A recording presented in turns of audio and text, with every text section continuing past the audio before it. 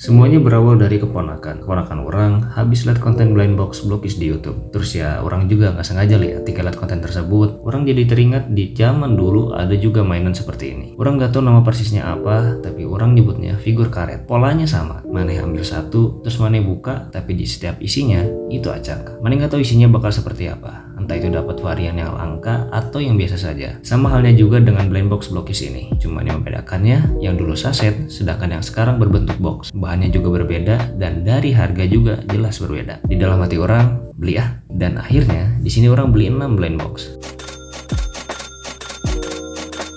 Tapi sebelumnya orang juga sempat riset dulu mana blind box yang menurut orang isinya bagus, baik dari sisi tampilan maupun harga. Di sini ada 3 varian yang orang beli. Blokis Transformer Galaxy version 071 Wave 2, Blokis Star Wars The Mandalorian GV01, Blokis Star Wars GV02. Dari setiap varian, orang hanya beli 2 blind box saja karena ya penasaran aja, nggak ada niatan juga beli satu box yang isinya 9 itu. Lanjut, barang sudah ada, orang buka blind boxnya, orang lihat dapat karakter apa saja, orang baca kertas panduannya, orang rakit sesuai arahannya dan jadilah karakternya. Untuk merakitnya ini cukup mudah, tinggal pasang sesuai arahan.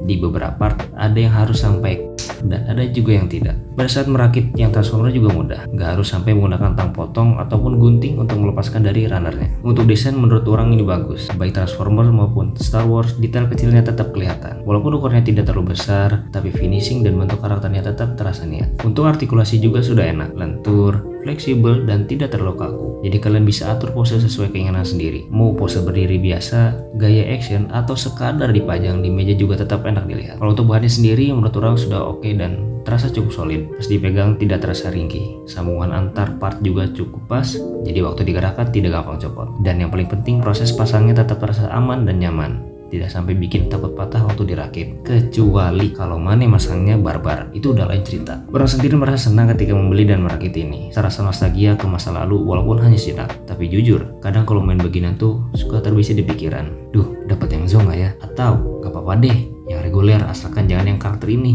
Terbesit kok di pikiran kalau begitu mah. Walaupun pada akhirnya pas boxnya dibuka, rasanya tetap seru saja. Karena yang dicari mungkin bukan cuma karakternya, tapi rasa penasaran, rasa kecil yang dulu sempat sering dirasain waktu masa kecil dan ternyata sekarang pun rasanya masih sama. Mungkin memang kadang rasa senang itu datang dari hal-hal kecil yang sederhana dan mungkin itu juga yang orang rasain waktu buka dan ngerakit blind box ini. Akhir kata, terima kasih sudah mendengarkan cerita dan menonton video orang. Video ini adalah video ketiga dari cerita orang. Orang beli dari toko ini. Sampai jumpa di cerita selanjutnya.